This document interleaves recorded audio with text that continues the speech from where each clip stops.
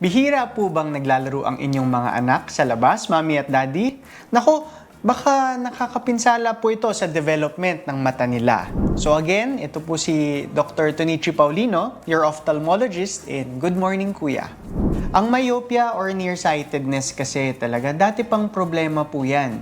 Subalit nakita nating mas tumataas nung panahon ng pandemya. So maraming taong nag-iisip, baka dahil yan sa gadget, baka dahil yan sa screen time. Pero ukol po sa mga pagbabasa at mga pananaliksik, nakita po natin na ang talagang rason kung bakit nagkakaroon ng nearsightedness ang mga bata, lalo na yung between 2 to 7 years old, ay dahil kulang po sila sa exposure ng sunlight. So ang ilaw po talaga ay nakakaapekto sa development o pag-grow ng mata ng mga bata, lalo na, tulad nung sinabi ko, between 2 to 7 years old.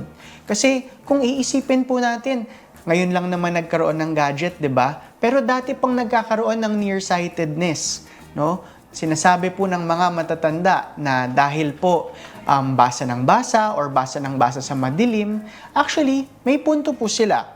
Kasi kailangan po talaga natin ng sapat na ilaw, like yung sunlight nga po, at saka paggamit ng mata natin sa malayo.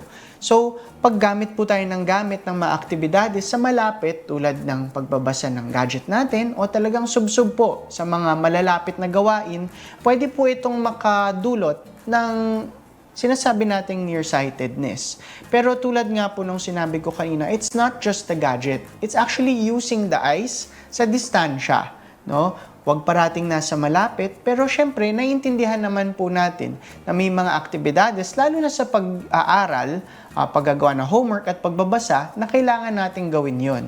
Pero kailangan natin talagang i-encourage ang mga bata na maglaro sa labas o kaya gumawa ng mga aktibidades at a distance.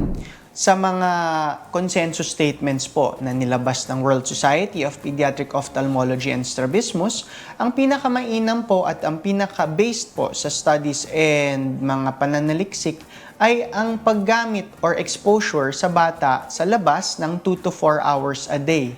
So, ang paglalaro po nila ay hindi lang para sa lakas ng katawan, kundi sa development din ng mata.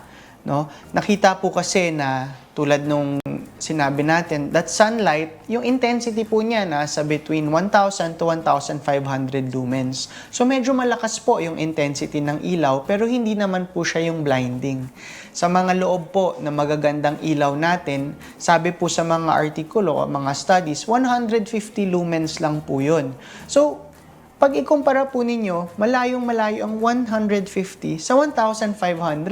Maliban po doon, libre ang sunlight, no? Hindi naman natin kailangan tumingin diretsahan sa ilaw ng araw, no? Pwede naman kasing gamitin natin yung ilaw ng araw sa pag-aaral natin. Pag ilapit po natin yung ating mga bata or yung workstations, malapit sa isang window para napapahapyawan din sila ng sinag ng araw. Maliban po doon, gusto nating gamitin ng bata ang paningin nila sa malayo. Ang batayan po ng paningin natin ay distansya pa rin. Mainam po na para pasok tayo sa normal na standards natin, gamitin po natin yung paningin sa malayo. Ang gadget, gusto talaga ng World Society of Pediatric Ophthalmology and the Philippine Society of Pediatric Ophthalmology and Strabismus na limited din. No, hindi lang po dahil sa mata, pati sa development ng ating mga bata. Kasi nakikita din po na yung mga batang masyadong nagka-gadget ay nagkakaroon sila ng impatience po or hindi sila nakikipag-usap or nakikipagsalamuha sa ibang mga tao. Kung kaya't ang recommendation po ng PSPOS and also the Philippine Pediatric Society is before 1 year of age, no, wala pong gadget. No screen time. Mas mainam po kasi na kinakausap natin yung mga bata because at this point, natututo sila kung paano yung mga routine nila. As much as possible, we want the children to exercise, play outside, and use the sunlight, not only for the eyes, but also for the social and physical development.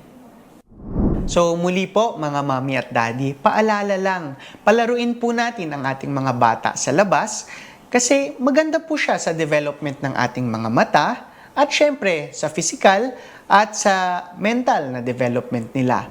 Thank you for watching this video. Muli, ako po si Dr. Tonichi Paulino, your ophthalmologist, which you can see me at Asia Pacific Eye Center, or Asian Hospital and Medical Center.